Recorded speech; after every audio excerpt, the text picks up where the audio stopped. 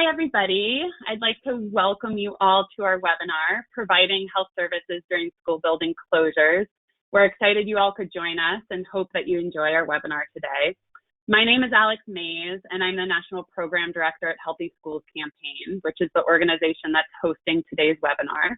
For anyone not familiar with Healthy Schools Campaign, we're a nonprofit that works to ensure schools can provide students with healthy environments, nutritious food, health services, and opportunities for physical activity.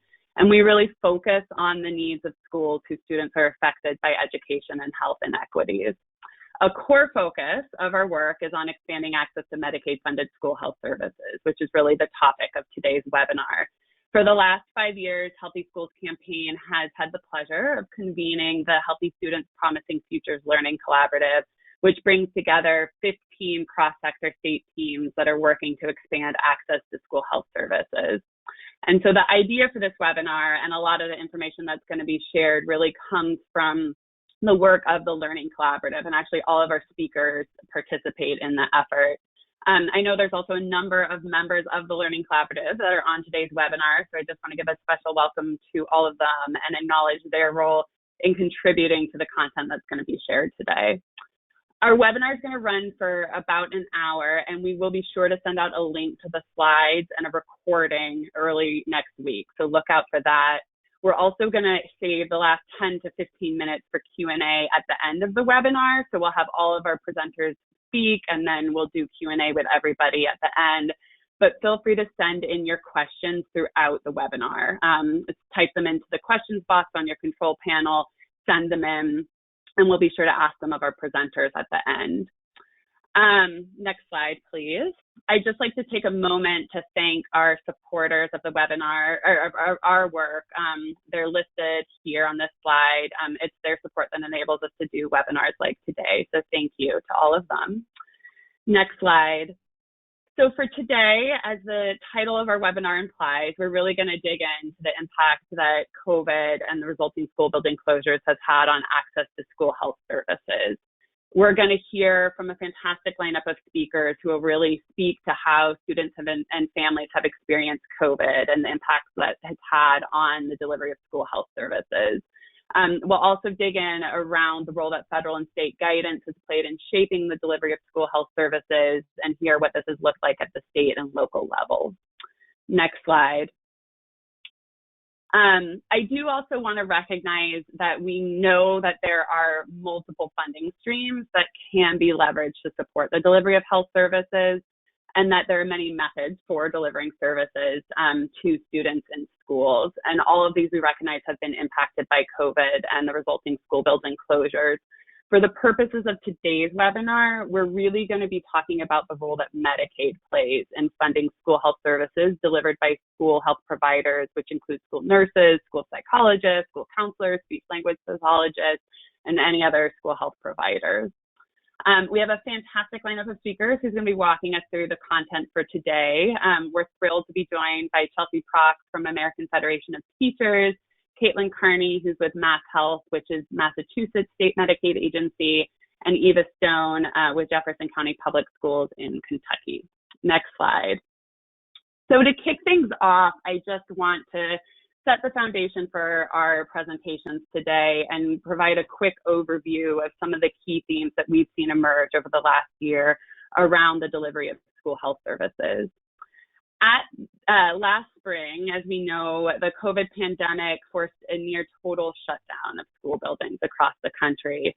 Over 55 million students were impacted at the peak of school building closures. And we know that the pandemic-related school building closures are really deepening inequities in education and health in the United States, and that students living in poverty have been disproportionately impacted by the pandemic.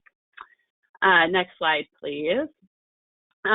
When COVID forced school buildings to close, one of the key things that it caused was really a massive disruption in the delivery of school health services. We know that many students come to school and rely on schools to provide services included in their individualized education programs, chronic disease management services, behavioral health services. And when school buildings closed, there was disruption to receiving those services. I think as a whole, the pandemic has just really underscored the critical role that school health services play in providing a comprehensive health system. And so what we saw kind of immediately following the school building closures was many schools quickly moving to delivering health services through telehealth and doing so remotely. We also saw a big focus on determining how to continue providing services that were included in students' individualized education programs or special education services. And I know Chelsea will speak more to this. And just as a whole, we really saw limited access to health services that we know many students need to be healthy and to be able to learn. Next slide. Fortunately, in response to the closures, state and federal agencies did move quickly, as we'll hear from Caitlin at MassHealth, to ensure that school health providers could deliver services remotely and that the payment systems, including Medicaid, really were in place to continue providing reimbursement. We have learned a lot over the last year, and that's really what we're going to dig into throughout this webinar. But just to highlight some of the common challenges that we saw being encountered in this work, as I shared, we know that many states and school districts moved to delivering health services through telehealth, but we quickly realized school health services provided via telehealth are not always a billable Medicaid service through the school-based Medicaid program. So that was a key challenge we heard. We also saw that there was no standard or approved method for obtaining parental consent remotely, which was certainly a huge issue as school buildings closed and in-person learning wasn't taking place, and also challenges in determining how best to facilitate special education planning and the development of individualized education programs. And then another key challenge we heard, which Caitlin will speak to a little bit more, is that about half of states their school-based Medicaid programs rely on a methodology for claiming called cost settlement, which is a method that's intended to capture all the costs that go into running a school health services program, but it relies on statistical sampling of services provided. And during school building closures, that data isn't always available or reliable. So that was a big challenge we heard. Next slide. But again, we saw quick state responses to navigating these challenges. A number of states moved quickly to implement emergency rules to allow providers to both deliver and bill Medicaid for telehealth services. Ohio is a fantastic example of a state that put in place a great emergency rule around that. Many states did this as well. There was a lot of guidance developed for school-based providers around continuing to deliver telehealth services. Oregon is a state that has fantastic provider-specific guidance for school nurses, for school behavioral health providers around how to be delivering telehealth services. A number of states also issued guidance around allowing the use of electronic consent. California did a really nice frequently asked questions document around that and really clarifying how electronic consent could be used. And then many states moved forward and sought clarification from the Centers for Medicare and Medicaid Services around using data from previous quarters to do that cost settlement process, and subsequently updated their manuals and school guidance documents to align with that. Next slide. We also saw a number of resources from the federal agencies around supporting the continued delivery of school health services and school health and wellness in general.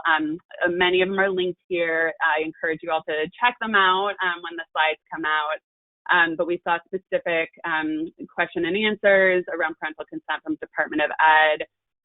Same a question and answer document from Centers for Medicare and Medicaid Services around state Medicaid and CHIP agencies that included a lot of specifics around navigating telehealth and that cost settlement process. And then Centers for Disease Control and Prevention have continued to release guidance around more broadly returning to in-person learning with an eye towards doing so to support student safety and health.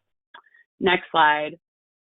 I just want to highlight a lot of the content that I've shared is included in a new brief that Healthy Schools Campaign released last week. It's linked here. It reviews a lot of the challenges that have been encountered by states and school districts over the last year and highlights recommendations for really building on these lessons learned. I think a key theme is that we have learned a lot over the last year, and we really want to think about how we can utilize those lessons learned, and as we call it, disaster-proof our school health services programs. So in the event of future extended school building closures, whether that's from public health emergencies or natural disasters, that we can better be prepared to continue delivering school health services to students. Next slide. So with that, we're going to go ahead and hand it over to our fantastic lineup of speakers. We're going to hear more about how students and families have really experienced COVID and those challenges related to school health services, and then we'll hear the district and state level perspective around what this has looked like. Next slide. So I'll introduce our first speaker, Chelsea Prax from American Federation of Teachers. Chelsea is going to speak to really how students and families have experienced COVID, and also really with an eye towards what are new challenges that we're seeing emerge that we need to be thinking about as schools return to in-person learning. Chelsea directs children's health and well-being programs at American Federation of Teachers, and in that role, Chelsea supports AFT's affiliates with research, advocacy, strategic partnerships, technical assistance, and much more to address union members' priorities in children's health. We have been thrilled to call Chelsea a close partner in this work for a number of years now, and to have the American Federation of Teachers as a partner as well. So with that, Chelsea, I will turn it over to you to kick it off. And next slide, please. Thank you, Alex. Thank you, Healthy Schools Campaign. Thanks to the many people, it looks like, who are on today. I'm gonna try to acknowledge when Alex reached out and said, I think you should do this panel. I want you to talk about disparities and challenges and issues. I thought, oh, well, there's a lot to say. So I just want to acknowledge as we get into this that I was tasked with presenting the difficulties and not so rosy picture, and the following speakers will take it away with more uplifting material, but please stick with me as we get into it. So I'm going to have us jump forward 2 slides.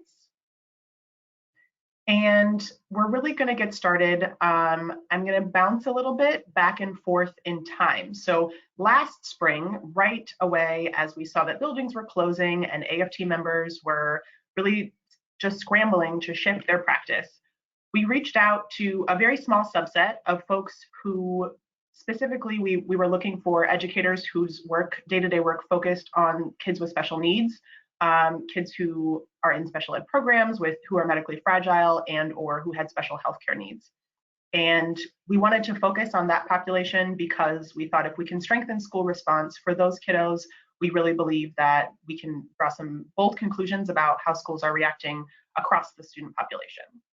So right away, most of our respondents said that they were satisfied with their school's response. And again, this was April of last year, so maybe if we ask again in the next few weeks, we would get a different response. But I am going to structure a lot of what I talk about around the big themes of concerns that emerged in that last year survey, and sort of where we're at on some of those themes in 2021. So the themes that I want to cover here are around basic needs for families, special education, school-based healthcare service delivery, social supports, not really looking at behavioral health here, but hopefully that will make a little more sense as we go forward, and the new issues that educators were anticipating their students would face as a result of the pandemic, again, in April when we still didn't have a sense of when it might end. So go to the next slide and look first at basic needs.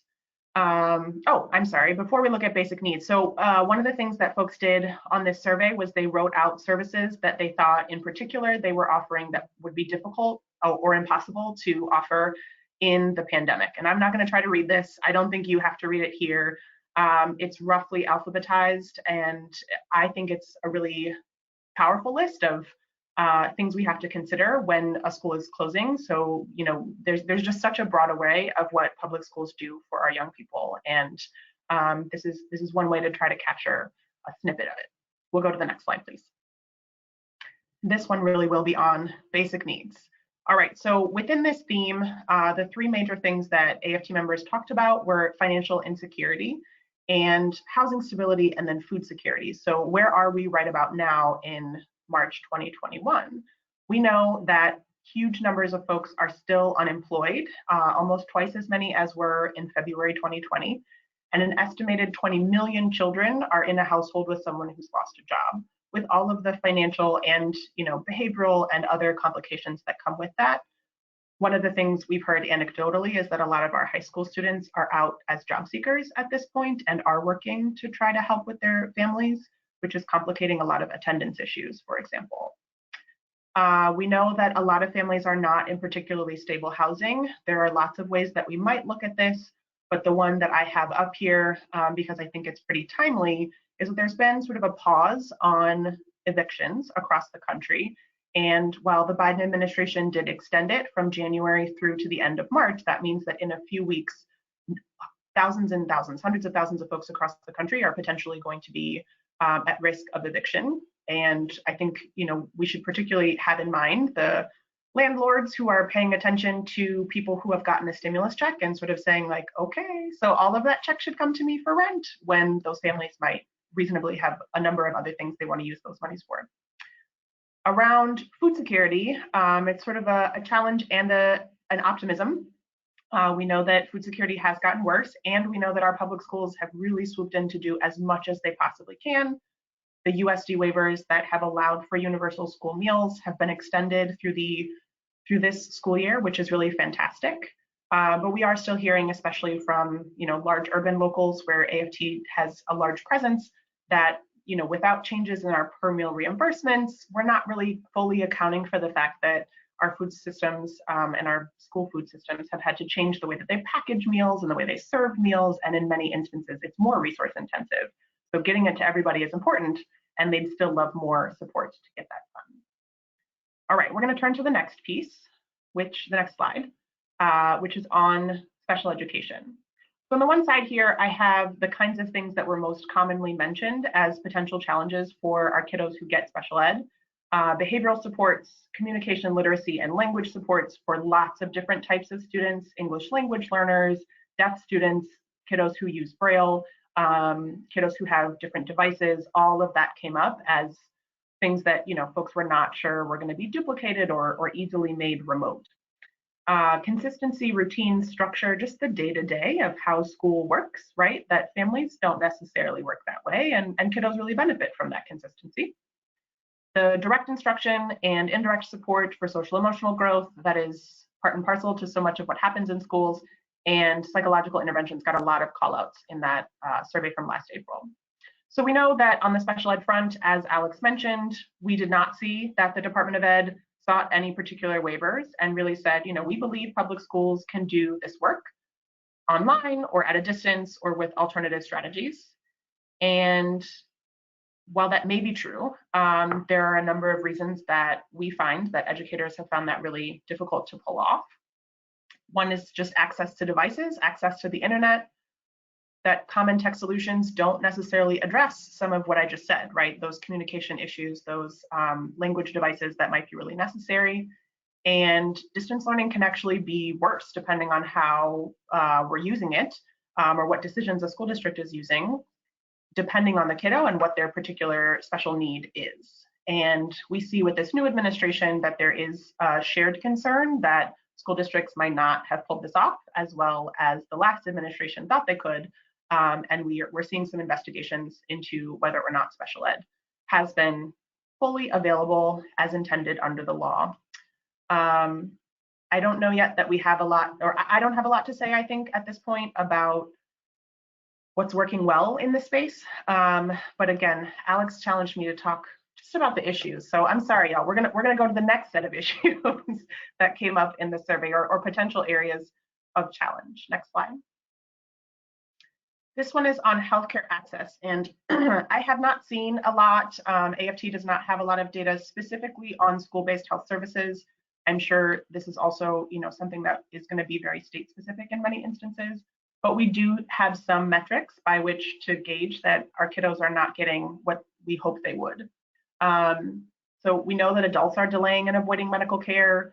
We know that childhood vaccines are sort of not on track or getting to as many young people as they typically do under different circumstances.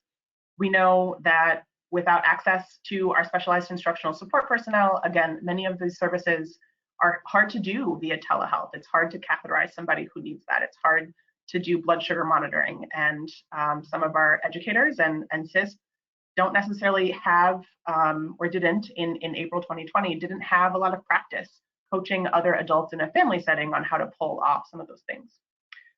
Finally, we know that even for school buildings that are reopening, this was a concern way back in April as well, the kiddos who most need those spaces to be safe and most need health assistance are at really, really high risk for coming into space, with a mask on or with other young people who maybe don't know how to wash their hands all the time or up to CDC guidelines. So really wanting to make sure that both with out of school and within school, where we've got attention to our young people who are medically fragile and who have chronic health issues. Next slide, please. I think this one is on social support. All right, so pulling here from a different survey, in August of 2020, the AFT conducted a survey with New York Life Foundation that was focused on grief, loss, and trauma. And in that one, folks said, I knew that I had grieving students in my class, in my caseload before the pandemic. I'm sure that we have an exacerbated problem now. And 26% in August were reporting that they already knew someone in their school community had passed away from coronavirus, and that was over the summer. So I can only assume that this level of awareness is intensified at this point. Under this, this space, a lot of what AFT members really wanted to call attention to was the soft benefits, quote unquote, of a school setting, right? Kids were missing out, sometimes still are missing out on graduations. They're missing out on promotion ceremonies. They're missing out on drama club. They're missing out on opportunities to practice some sports, especially as those are considered high-risk activities in some instances. So this was really just a category to try to capture the not obvious things, perhaps, that are becoming more obvious. And perhaps you've seen as well that we've got parents and families actually citing these social supports of schools as potentially behind clusters of youth suicide, although I have not seen any reviewed data that confirms that suspected correlation. The last bucket of challenge, next slide please, is really around, I think we went back, we'll go forward. There it is. New issues. So AFT members last year were saying we're going to have young people coming back with new challenges, and we really have to start paying attention to that almost immediately. And I heard Alex saying this. I'm sure that some of these data and some of these themes resonate with the audience as well. I hope I'm not sharing too new information, but we've got to staff differently. We have new money, and the challenge now is to think about how do we sustain some of the solutions and structures that we really want in place. Some of the things we really want, or I would encourage folks to pay attention to, are that we know that mental health related emergency room visits are up for young people, and that our adults are reporting worse mental health during COVID than they were before. Not on this slide, but something I also looked at recently said that whereas in 2019, we were seeing that about 1 in 4 young people was reporting severe depressive symptoms, the 2021 update and estimate for that particular data set was 4 in 10, and fully half of all young people who'd had a COVID infection in their family had severe depression. So it wasn't necessarily theirs, right? There's good data that says if you are the person who's gotten COVID, that's a challenge to your mental health. And this data really says if it's near you, if it's in your family, if it's on your block, if it's in your classroom, that has an impact as well. So thinking about how we use our resources to really staff and strategize around that. And then the last thing I want to cover on this last slide is a theme that I think I've tried to weave through all of these, and again, Alex spoke to already, that some of the groups that we know are disproportionately at risk for negative outcomes are not at risk because they're in the group. It's not that being Black is a risk factor, for example. It's not that being underpaid or in a low-income job is a risk factor in and of itself. It's that the way that our society is structured actually increases risk.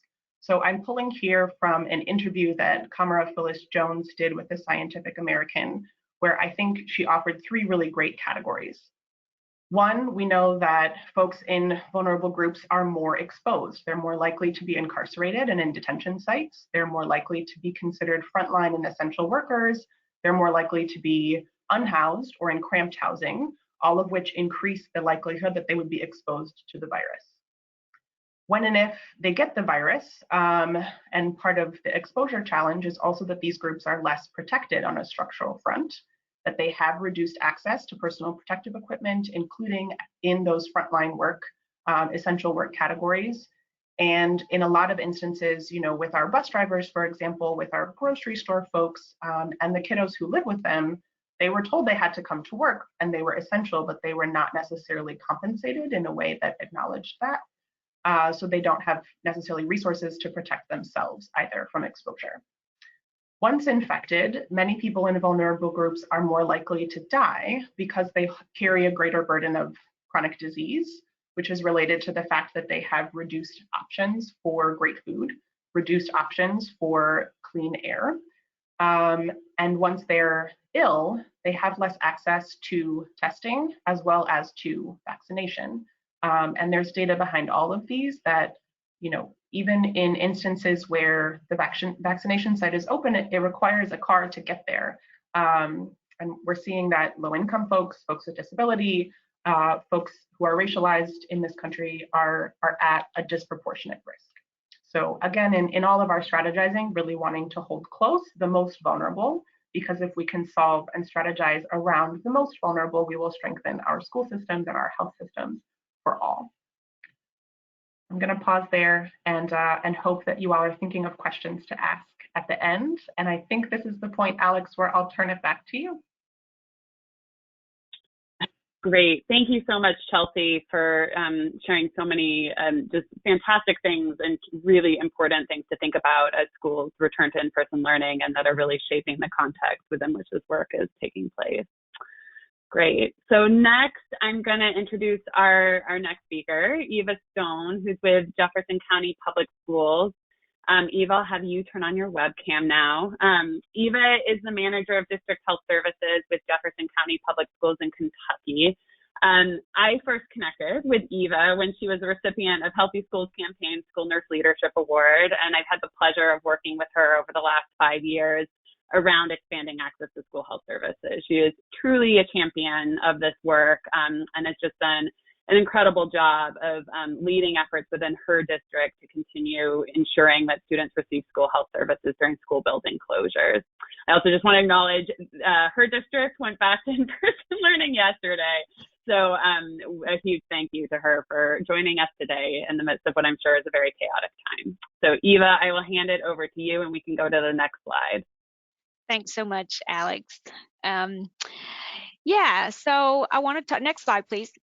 I'm really going to talk about this in just 3 separate ways. I'm going to talk about the initial shutdown and kind of the impacts on districts, and then this school year, and then about the return to in-person learning. Next slide. So really with the initial shutdown, from the perspective of our district in particular, we'd never done non-tradition instruction. It's this, the district where I work is very large. We have nearly 100,000 students and 17,000 employees. And so it's been difficult to even talk about providing non-traditional services. So we have a district that had never provided services this way and instantly had to pivot to non-traditional instruction when the schools were closed in the middle of March. And so we had to shift our way of thinking. So the nurses that were providing services in the schools, we had to figure out how were we going to help meet student needs during this time of initial closure, which we did through electronic methods. We had a lot of issues with children not having access to devices. That was one of the great big initial issues that we faced in the district. And so our nurses did a lot of phone calls and outreach to families. Mental health services, that's not really the department I deal the most with, but our district did a phenomenal job of ensuring that there were connections with families, again, a lot by phone early on for those families that didn't have electronic devices at the time or internet access, excuse me. And then we looked at our other school-based clinics to consider what kind of services could we continue to offer. And then what opportunities do we have with telemedicine? So we began to look at all these areas when we first shut down to figure out how we could shift care for students. Next slide, please.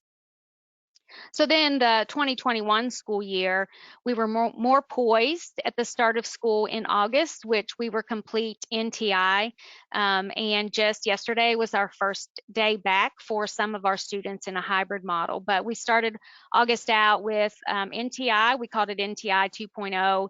And our nurses during that time did a lot of outreach for our families. It was very touching to see what our staff was able to do to try and connect with families, because not only was the technology new for a lot of our families, it was new for a lot of nurses as well. I mean, they used their computer at work and they used it to document, but they weren't used to Zoom or Google Meet or those things where you have face-to-face connection, the things that we're doing now. And so that was a learning curve for a lot of our nursing staff. We had families that went back to work. We had kids that were home by themselves during the school day, and they used school nurses. School nurses helped continue to do services for kids with diabetes, for example, after those things were worked out with parents, just to help make that connection and make sure that they were taken care of. Mental health services pivoted to an electronic platform, and actually that was one of the better services that could be provided through that modality, although it created its own set of issues. And around the time right before the school districts closed and we moved into remote learning, the state has been working on some telehealth initiatives. And so telehealth had been very slow moving prior to the pandemic. So in February of last year, we had the first meeting of a state physical and behavioral telehealth work group. We met for the first time in February, and then in March, all the school districts across the state closed down. And so that initial meeting was really talking about telehealth from the framework of entities that were coming into our schools and partnering to provide telemedicine services.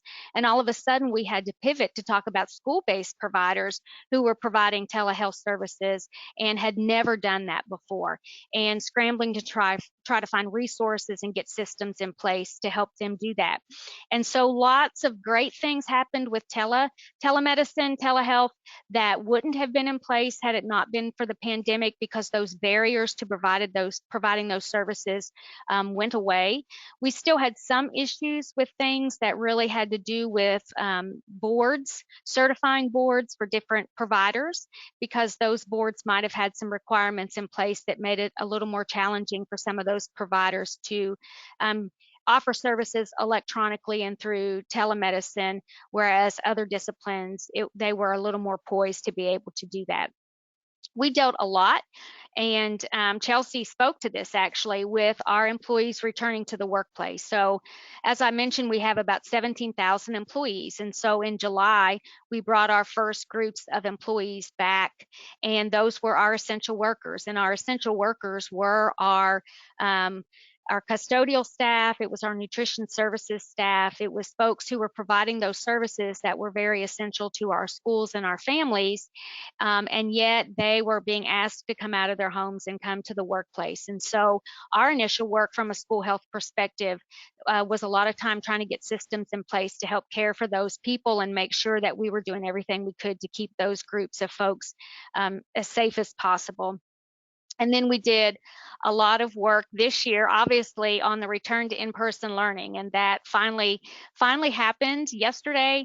And it has really taken all of this time to get systems in place that really the evidence for, you don't know what is not in place, and you don't see the gaps that exist, I guess is how I could say that better. You don't really notice those gaps that exist until something like this happens, and then you realize what is not in place that is so essential for children.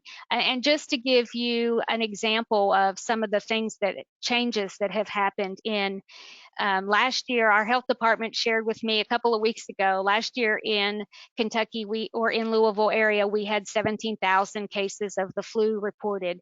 And this year we've had 17.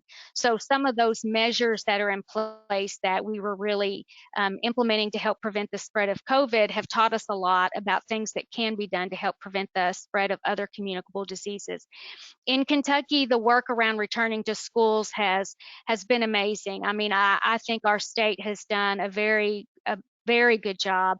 Our governor has really supported the mitigation factors. They've worked closely with our Department of Education, our Department for Public Health, who have developed some excellent and just outstanding guidelines that for schools to follow to help give us the structure that I think school districts needed when we talked about a return to in-person learning, helped give rubrics, put those things into place that would help support our students and our staff with a returning to in-person.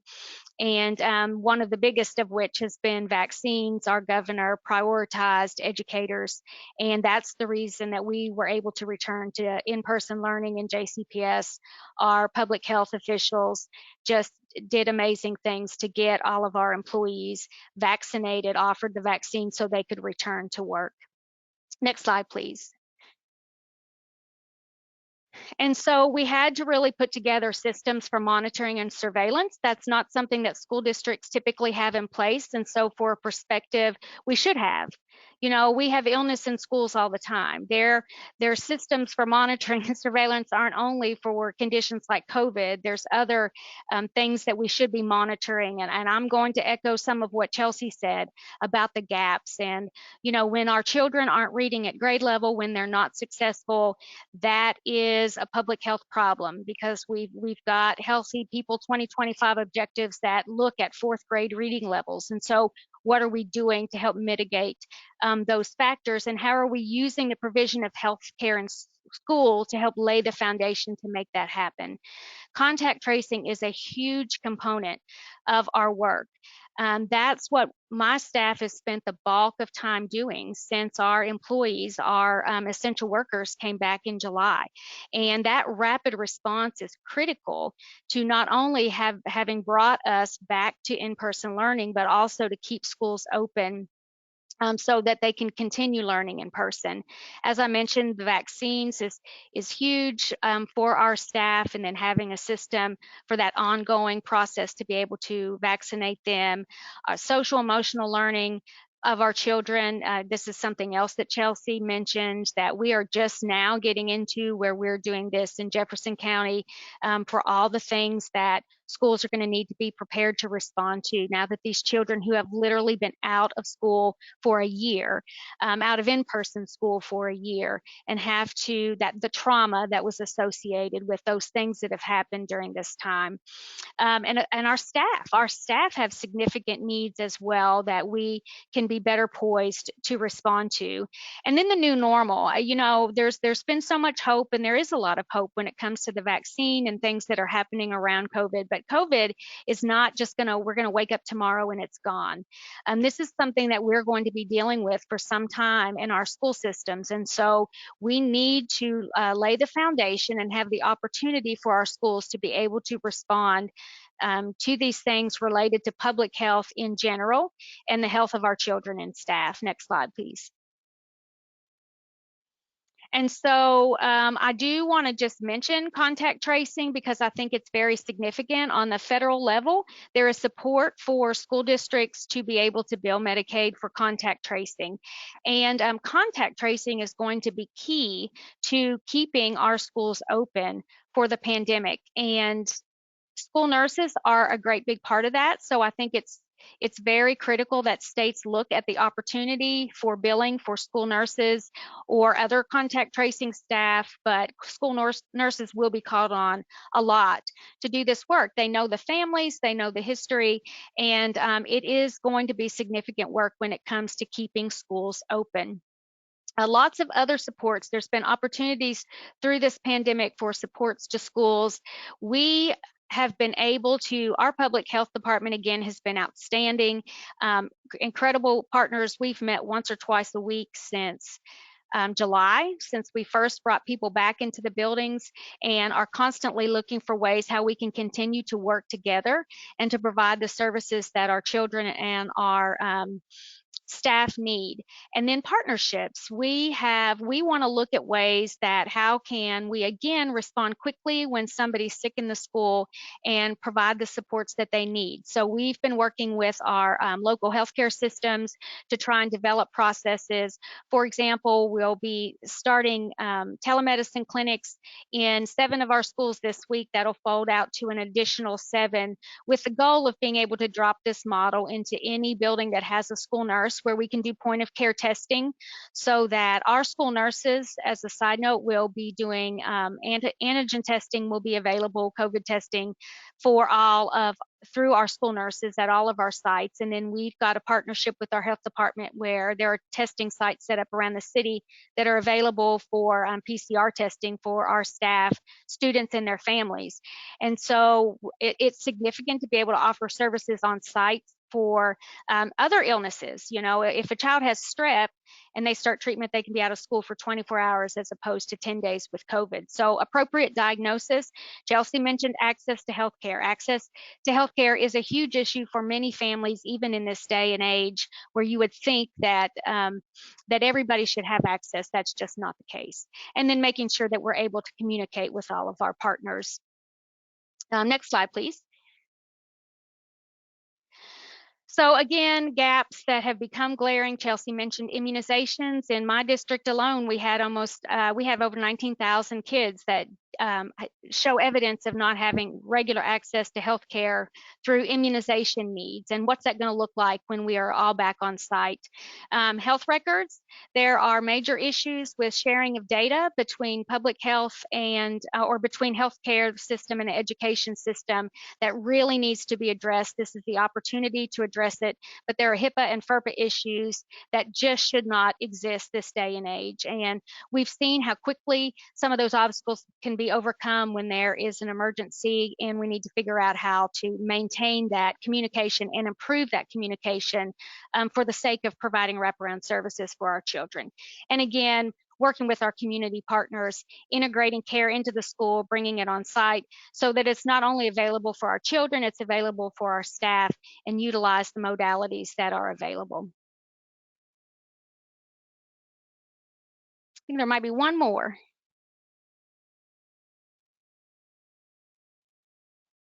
Nope, that's it. Great. Thank you so much, Eva. That was fantastic, and we really appreciate you providing an overview of the district perspective.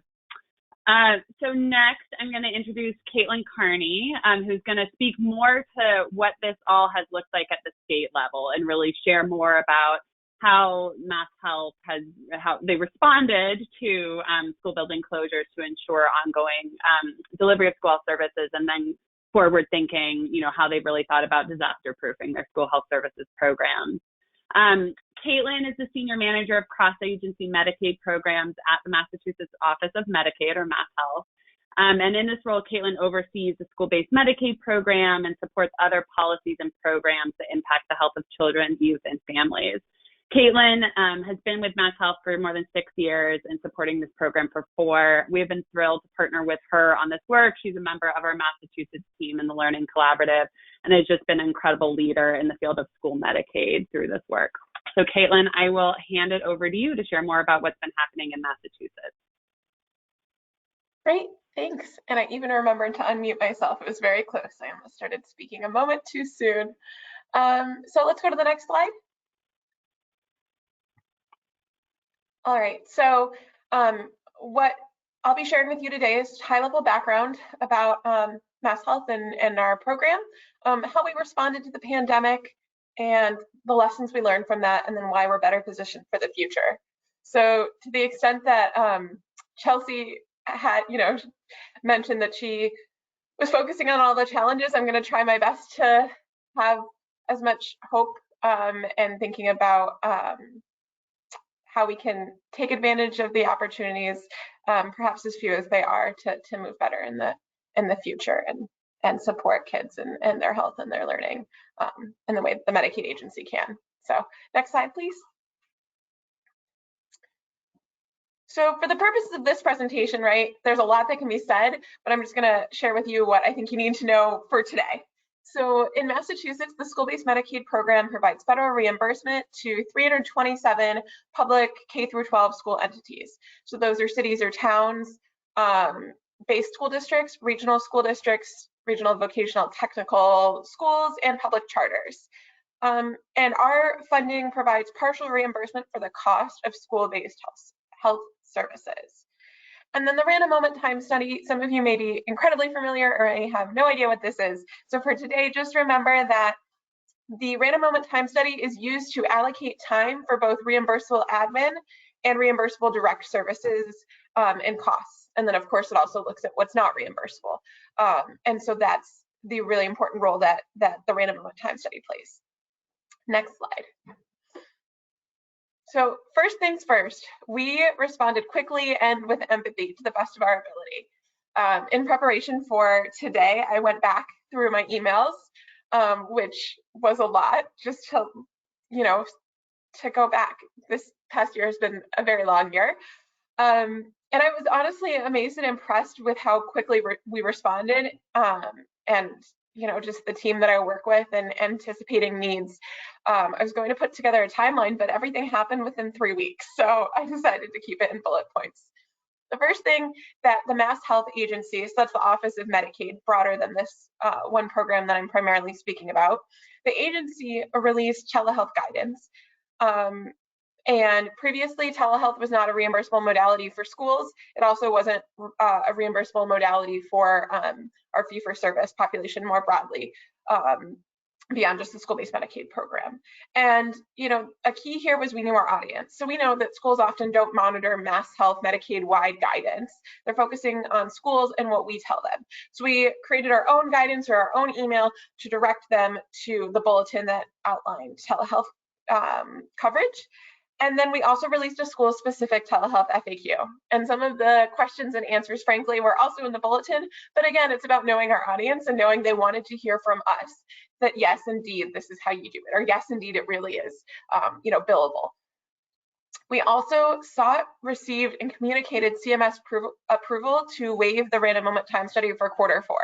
So this allowed us to keep the random moment time study percentage that impacts reimbursement directly to pre-pandemic levels, which helped to stabilize revenue. And it also, perhaps even more importantly, eliminated the concern of statistical invalidity. So the random moment time study underpins the whole reimbursement methodology. And so if the random moment time study falls apart, then everything else can kind of unravel. You can even see sometimes when there's federal audits, they'll say the random moment time study was invalid and they'll try and take back all the money from a state. And so that's how crucial this is. And so to get that assurance from CMS we could do this and to say, you have enough to worry about schools, this is one thing off your list, I think was really impactful. And then we also identified, continuing on this theme about simplifications, we identified, implemented, and communicated administrative simplifications. So, for example, we eliminated the wet signature, wet meaning, right, wet ink on paper, that wet signature requirement, which may sound like a small thing, but maybe not if you've had to deal with it, right? It can be a lot of time and to have to sign papers and get that to the right people and send it out in the mail. And these are the types of things that we kind of tightened up so folks could focus on what they needed to and providing the care to services and reorienting to virtual learning and care provision. We also implemented an LEA-specific 90-day claim filing limit waiver process, which is a long way to say that schools could request to have more than 3 months to submit claims to us. That process is technically always available to them, but it's often not utilized. So we worked with our operations vendor and made sure that there was a really clear set of instructions that we developed specifically for schools that was in place, so it could go as smoothly as possible. Because again, with everything going on, take the time you need to submit the claims, focus on what you need to do to get care to kids. And then we extended deadlines whenever possible. Next slide.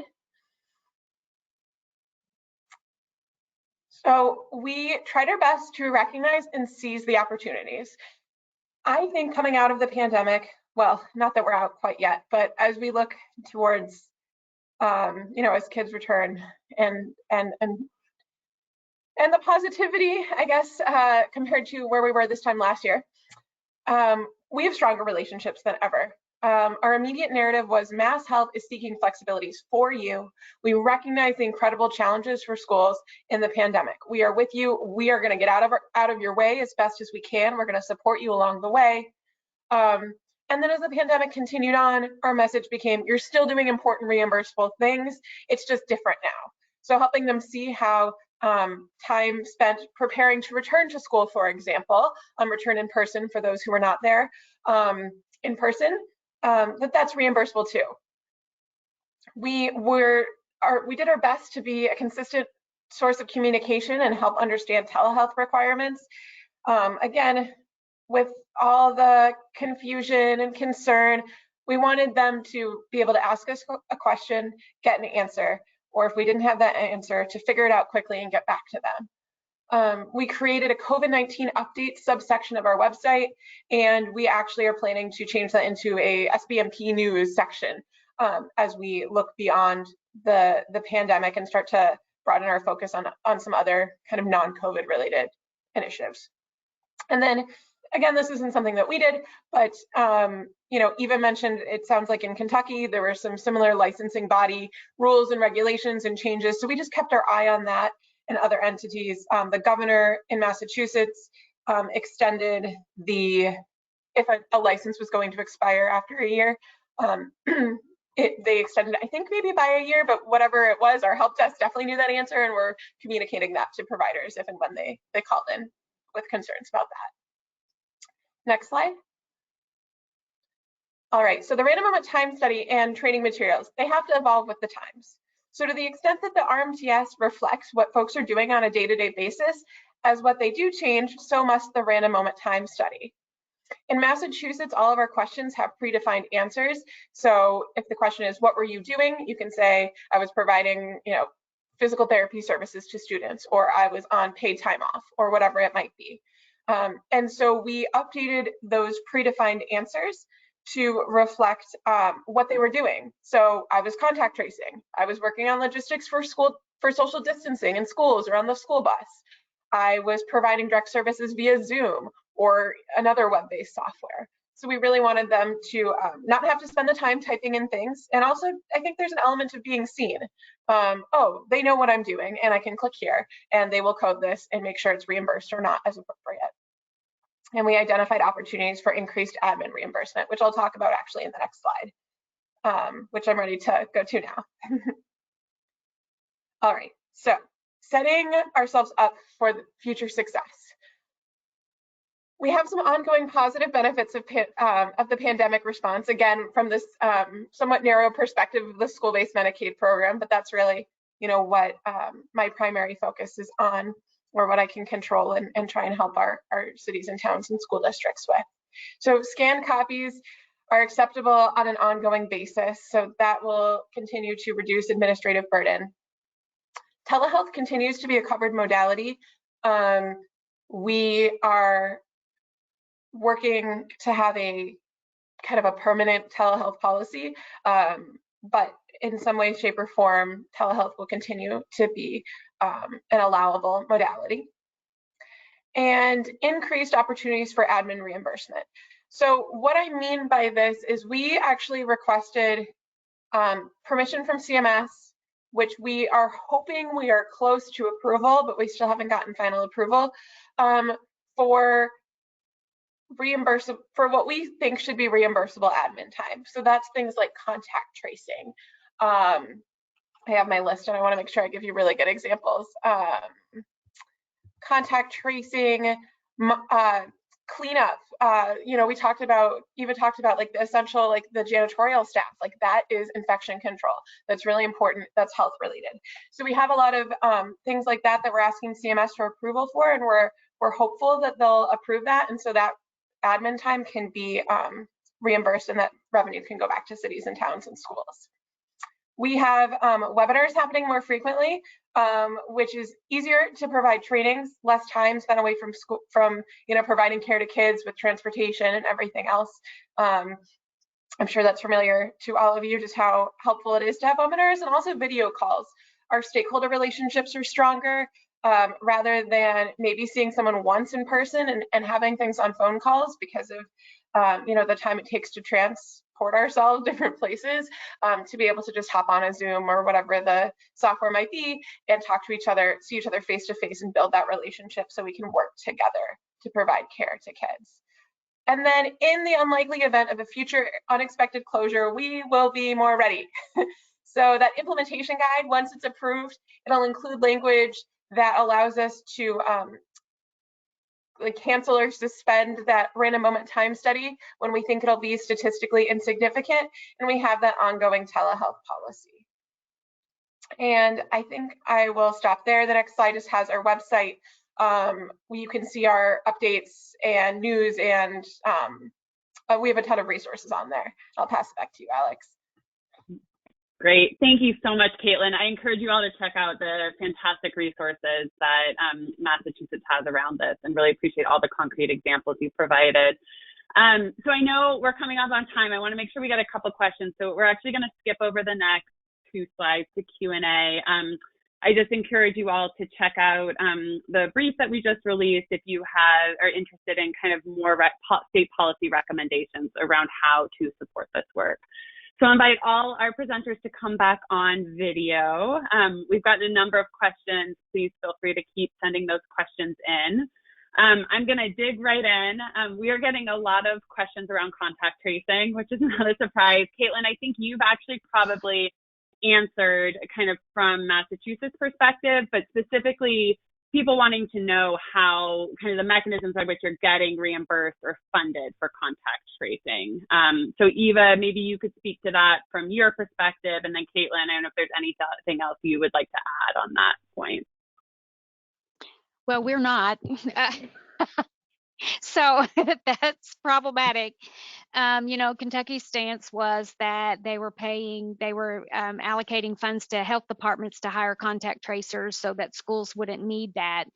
But that's not the case at all. It's all hands on deck. And so, I mean, some of it will come in the time studies when people are doing contact tracing. There's been no reimbursement as far as our staff, the work we've done for contact tracing for staff over the summer. It's just an expectation and a need for having people back face to face. And it's a big part of being back to in-person learning. I think everybody, you've got to be able to respond quickly. Otherwise, you're not going to stay open. No. Great. Thank you. That was no help, I know. No, it's helpful. This is an issue. I will say, Centers for Medicare and Medicaid Services has made it very clear that contact tracing is a Medicaid eligible expense. The issue is states have to opt in and have to make the decision to allow that to happen. And so as Eva has shared, I think there is the messaging that a lot of this is being funded through the federal relief dollars. So presents some challenges around the intersection of Medicaid and those relief dollars. If I can just give a frame of reference, so we consistently had about 3,000 employees back to work over the summer months and had about 2,500 cases and contacts reported to our office that needed some sort of follow-up. So that was before we bring back all of our students and all of our staff. That was a very small percentage of our staff back to work. Great, thanks, Eva. I'm wondering if you each could speak, and Chelsea, if you have any thoughts from your members' perspectives on any policies you're hoping to keep in place as a result. And Caitlin, you did a nice job of speaking to some of these. but particularly around telehealth or really any best practices that you've seen emerge that you would like to see continue being implemented post-pandemic. I don't know that these are big policy ideas. I think the individual outreach, right, that Eva was saying is happening in so many ways, right? Educators as family coordinators reaching out to kiddos who, just for all kinds of reasons. I don't know that that needs a big P policy so much as it needs dedicated time, dedicated staff and capacity. And I think there's such fantastic attention right now to hiring. We're seeing all across the country. We want 150 social workers. We want another 25 psychs. We want another set of counselors. We want nurses. And I love it.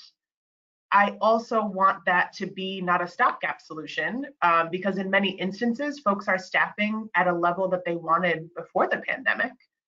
It's not necessarily in response to the pandemic so much as leveraging new money. And so how we will make those jobs lasting and good jobs is a really important question that I don't know has been fully answered yet in a lot of places. I would say, we've implemented an electronic health record, which we didn't have in our system before, to complement our student data system. It's going to allow us to do a much better job at, first of all, COVID management. So we have a dashboard that we can monitor across the district, which is going to help us with safety for both students and staff.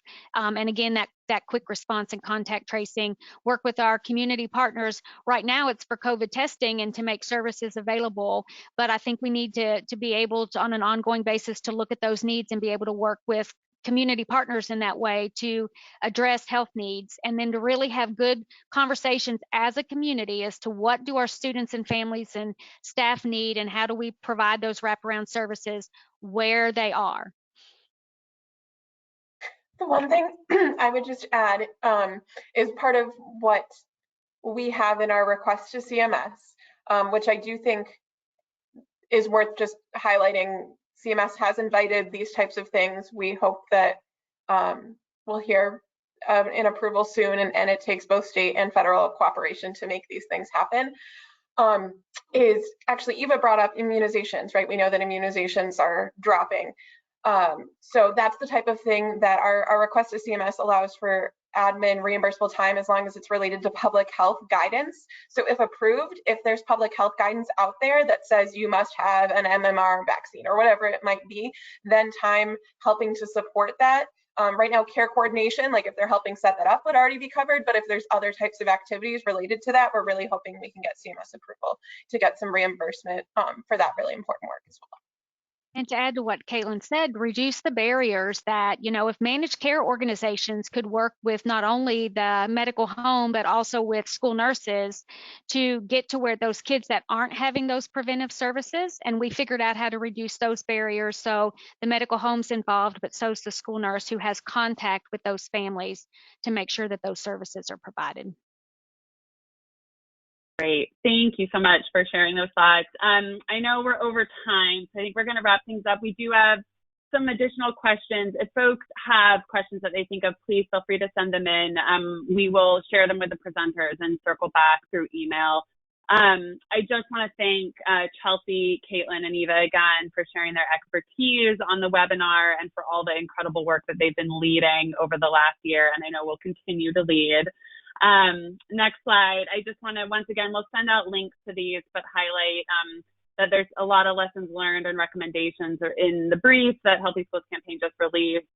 If you're also interested in digging more into the weeds around school Medicaid, we have a guide to expanding school Medicaid funded school health services as well. And next slide just includes the link to that brief and my contact information. So thank you everybody for taking the time to join today. A huge thanks to our presenters, and we will send out the recording and slides early next week.